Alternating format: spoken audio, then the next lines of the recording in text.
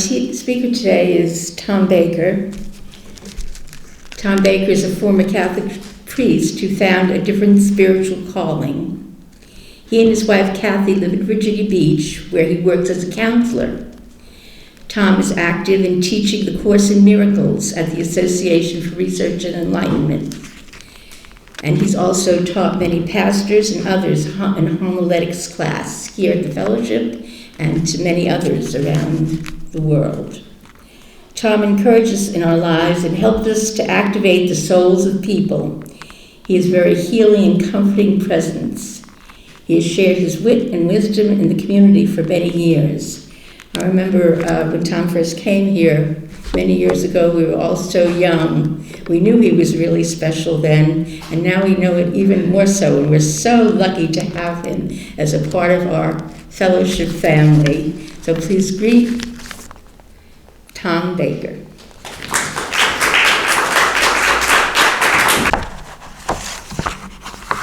Let me get my mask off and have a drink of water. Indeed, this is water. Surprise. In the past, it has been other things. Just for fun, exactly. We're not promoting anything or creating a policy.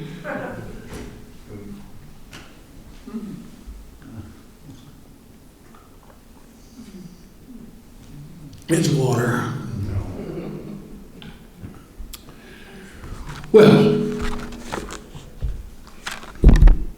once upon a time, in the too real world of poverty and war, there was a little woman about 5 feet tall, wearing a simple blue and white sari, who saved the dignity of thousands and thousands of people. Her name was Mother Teresa. She is now Saint Teresa of Calcutta. And in her own words, she ministered to Jesus in his crucified disguise, which meant that she helped the poor and distressed die with dignity. In my 10 years as a Catholic priest and my 25 years as a licensed therapist, I have noticed that the most important thing that people protect about themselves is their dignity. I remember my father telling me as a child to stand up straight, stick out my chest, even as my chin quivered as I faced one ordeal after another. When you have made mistakes, when you have blundered in some way, breaking law or custom, or simply challenge the status quo, the world will try to blot you out and send you to oblivion. Sometimes a person's only crime is that they were born poor or unattractive or clumsy, and the world turns its back on them. It looks for the star, the person who looks perfect and who is graceful. At that moment, St. Teresa stepped in and said, "Back off. Make room for grace. Christ is risen, and he has come to take you off your cross and restore the grandeur and the majesty that is your birthright as a child of the living God." Martin Luther King Jr. did this for American blacks. Nelson Mandela did it for South African blacks. Oprah Winfrey did it for American women. And Coach Joe Wrigley did it for me. He saved my dignity. I was 14 years old and weighed 110 pounds and played cornerback for the freshman football team. My job was to throw myself into the path of all the blockers for the runner and make them fall down. It was a thankless job, and I ended up looking like Sarge, or looking like Beetle Bailey after Sarge got through with him. It was awful. But just as it all appeared lost, with my mouth full of dust and my back peppered with cleat marks, Coach Joe Wrigley would pick me up by my shoulder pads and tell me, "Baker, you're full of blood and vinegar. Go do it again. We need you." My dignity was restored, and I would line up and throw myself back into the melee. I began to realize that Coach Wrigley believed in me, and that made all the difference. We all try to become the one who believes in us.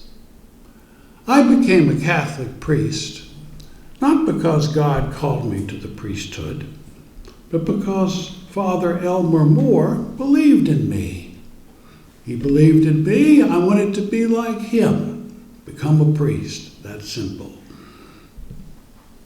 I became a teacher because my English professor, David Berg, believed in me. He thought I had some sense.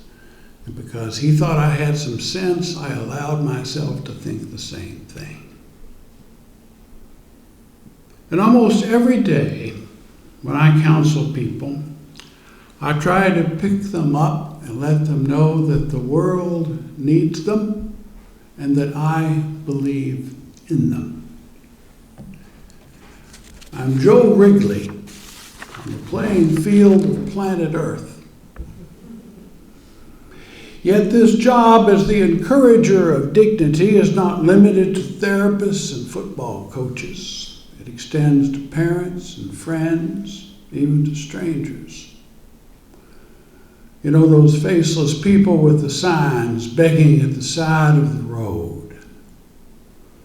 God sees them as kings and queens in the disguise of the homeless, the addicted, the aimless, the abused. I would encourage you, encourage myself, to give them a break. At least smile at them, a smile that says, "I see you." Thank you for making eye contact from your place of shame. In other lifetimes, I have been you, and you have been me. For this moment now, we are equals in dignity. So be a Joe Wrigley, be a St. Teresa, extend your dignity to another. Now, love only happens, I think, between equals. In order to love you, I must be your equal and you must be mine. Yet we constantly seek to be superior to another. In our constant competitions, in our economic and social climbing, in our blaming and accusations of others, the right is better than the left is better than the right, and there we stand forever opposed and forever superior to the other. Competition is the knife hidden in the folds of the snow-white garment. We've even made nature into the survival of the fittest. A deeper look into nature reveals a cooperative system in which one species helps the other to survive, and trees communicate and cooperate through their root systems.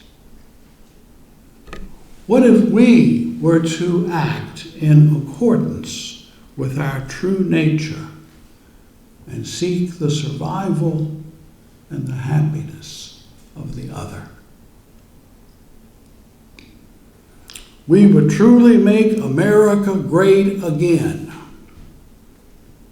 Not in the empty words of insults and political trash talk, but in the insight that sees me and you and me, and the Christ and the Buddha in both of us. In our desperate attempts to dominate others, we have scorched the earth. And we have left the world vulnerable to devastating droughts and horrendous storms. We are literally reaping the whirlwind. Today, let us seek dignity and equality with one another. Then love will enter the world again. When Pope Paul VI was asked when world peace would come, he didn't say the second coming of Christ. He didn't speak of God's intervention.